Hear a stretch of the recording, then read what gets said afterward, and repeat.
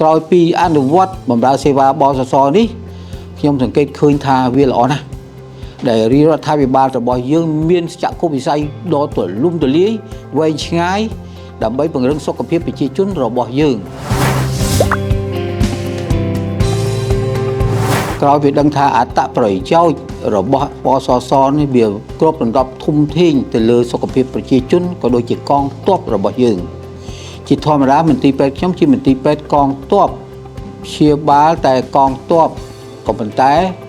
ដោយសារបច្ចុប្បន្នរាជរដ្ឋាភិបាលបើកទូលាយទៅក៏យើងចង់បង្កើននូវសមត្ថភាពយល់ដឹងពីបច្ចេកទេសដូច្នេះក៏យើងទទួលយក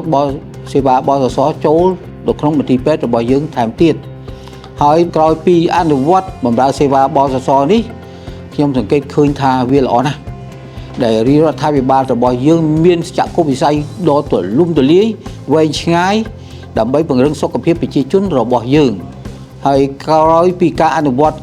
រយៈពេលប្រហែលជា8ខែកន្លងមកនេះយើងឃើញថាវិស័យនេះគឺថាជួយប្រជាជនច្រើនព្រោះគាត់ចូលមកមានអស់លុយអស់កាក់ណាអត់អីហើយបើតាមថាដូចថាយើងធ្វើសើយោចោះកាត់ប្រមាត់ណាស្អីអាហ្នឹងឬក៏ធ្វើអីផ្សេងឬក៏ធ្វើ ERCP ឬក៏ធ្វើអដែងតសរសៃជង្គង់អីវាត្រូវការរាប់ពាន់ដុល្លារប៉ុន្តែគាត់មកគាត់អត់មានអីមួយរៀលហើយគាត់ទៅបានអភ័យឯកសិទ្ធិនោះគាត់ថាមួយគឺថាសមាជិកបសដើរមើលជួយមើលគាត់រហូត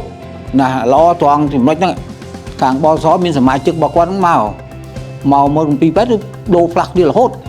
គឺមកដើម្បីដើរមើលតើខាងខ្ញុំហ្នឹងវាធ្វើអីល្អអាក្រក់អីអនុវត្តតាមគោលនយោបាយបសអត់អាហ្នឹង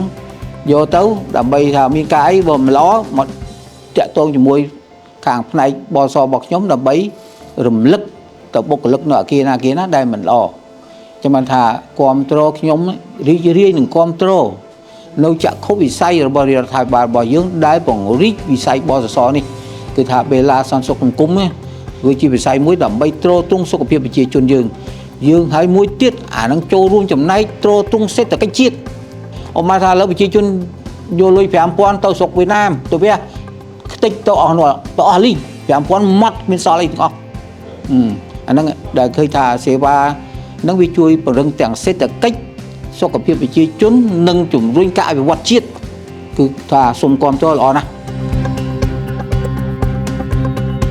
នៅក្នុងមន្ទីរពេទ្យណាមិនដឹងតែមន្ទីរពេទ្យខ្ញុំអត់មានបែងចែកហ្មងស្មើគ្នាទៅតាមទីផ្ទះ criteria របស់បសដាក់ចុះអាហ្នឹងគឺអនុវត្តដូចគ្នាព្រោះមួយទៀតដោយសារមួយដូចថាមានពួកអូនឯងមានបសសសមាជិកបសដើរក្នុងនឹងជួយរំលឹកពួកពូផងអីផងទៅយើងក៏កាន់តែពង្រឹងហើយដូចជាគ្មានមានអារម្មណ៍បែងចែកទេអាហ្នឹងដូចអត់ហ្មងអាហ្នឹងគោះមន្ទីរពេទ្យរបស់ពូណាចាំបានថាពិសេសពេទ្យខ្ញុំពេទ្យចឹងដូច្នេះប្រជាជនយើងដែលបានមកពេទ្យខ្ញុំហ្នឹងគឺថាប្រជាជនដែលមកបសសហ្នឹងគឺល្អហ្មងដែលជួបសិទ្ធិតែបណ្ឌិតមកពីខាងស្រុកចិនមានតែសំណូមពរគាត់បើសិនតែគាត់យល់ដឹងថាសេវាបសនៅមន្ទីរពេទ្យរបស់ខ្ញុំល្អមានបច្ចេកទេសហើយត្រឹមត្រូវជឿនលឿនមានខាងវិជ្ជាមរិទ្ធចិនមកជួយអញ្ចឹងបើគាត់ចង់មកអញ្ជើញមកយើងទទួលដោយរីករាយណាមានប៉ុណ្ណឹងទេបើបខំឃោសនាថាត្រូវតែមកក៏អត់ត្រូវទុកឲ្យគាត់ស្វែងយល់បើស្អាយល់ថាល្អហើយសូមអញ្ជើញណាប៉ុណ្ណឹងទេណាអូន